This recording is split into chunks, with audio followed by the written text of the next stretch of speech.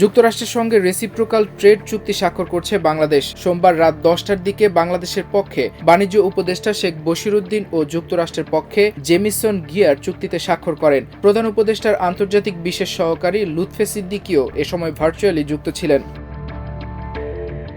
নতুন চুক্তি অনুযায়ী বাংলাদেশের রপ্তানি পণ্যের উপর শুল্ক কমিয়ে 19% নির্ধারণ করা হয়েছে। আর যুক্তরাষ্ট্র থেকে আমদানিকৃত তুলা ও কৃত্রিম তন্তু দিয়ে তৈরি পোশাক রপ্তানিতে রেসিপ্রোকাল শূন্য শুল্ক আরোপ করা হয়েছে। চুক্তি স্বাক্ষরের পর বাংলাদেশের বাণিজ্য উপদেষ্টা শেখ বশিরউদ্দিন একে দুই দেশের বাণিজ্যিক সম্পর্কের ক্ষেত্রে ঐতিহাসিক হিসেবে উল্লেখ করে বলেন, এর মাধ্যমে বাংলাদেশ ও যুক্তরাষ্ট্রের পরস্পরের বাজারে প্রবেশাধিকার বাড়বে।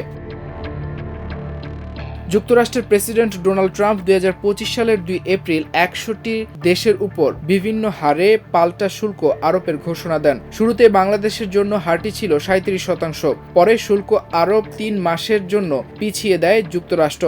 ঠিক 3 মাসের মাথায় 2025 সালের 7 জুলাই বাংলাদেশের উপর আরোপিত শুল্ক 37 থেকে 35% নামানোর ঘোষণা দেন ট্রাম্প। আর দর কষাকষির পর গত বছরের 2 আগস্ট এ হার 20% নেমে আসে। এ হার কার্যকর হয় গত বছর 7 আগস্ট থেকে।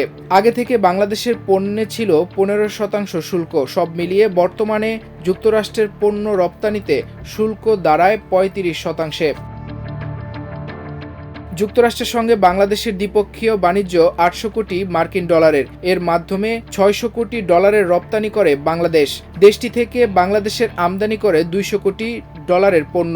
অর্থাৎ বাণিজ্য ঘাটতি বাংলাদেশের অনুকূলে। এ ঘাটতি কমাতে এরই মধ্যে গম, সোয়াবিন, তেল, ভুট্টা, তুলা সহ বিভিন্ন ধরনের কৃষি পণ্য, উড়োজাহাজ ও উড়োজাহাজের যন্ত্রাংশ, তরলকৃত প্রাকৃতিক গ্যাস এলএনজি ইত্যাদি আমদানি শুরু করেছে বাংলাদেশ।